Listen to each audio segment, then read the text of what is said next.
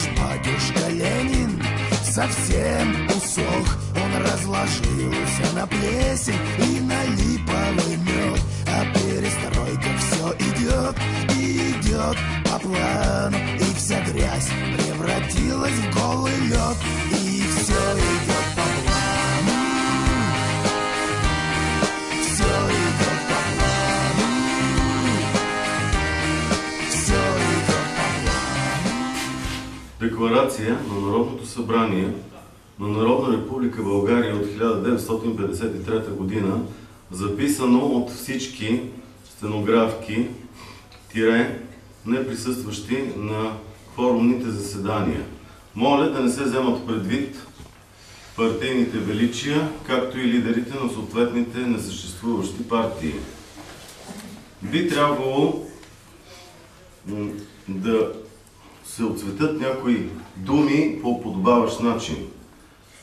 Истината е, че ние сме от трибунала, който раздава хранителни продукти от Швейцария, Англия, Великобритания, известни и неизвестни страни. Трябва да се вземе в предвид онова, че при липса на кворум, все пак винаги ще има кворум, тъй като две лица правят една общност, а 10 една партия. Би трябвало да се стигне до консенсус. Правило едно. Никога не съставяйте Народно събрание, защото той най-вероятно ще е едно събрание. Правило 2. Трябва да се полива сериозно почвата, за да може тя да отглежда своите деца и да имаме хляб. Правило 3.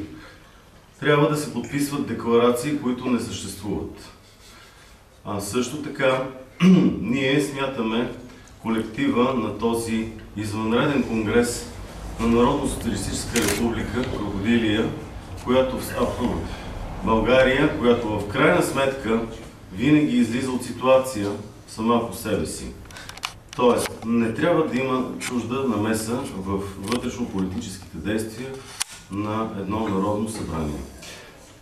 Поради тази причина обявявам тост по случай 8 март. Здраве! То е изключително ползотворно да се разбере, че не трябва никога да се свиква ей така Народното събрание, защото просто трябва да има съществен повод. 8 март е един хубав повод, драги приятели, да се съберем, да се видим. Честита баба Марта и честит 8 март.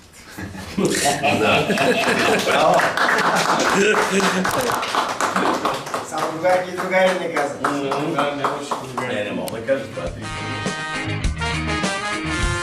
Границын ключ переломлен пополам, а наш батюшка Ленин совсем усох. Он разложился на плесень и на липовый мед. А перестройка все идет и идет по плану, и вся грязь превратилась в голый лед.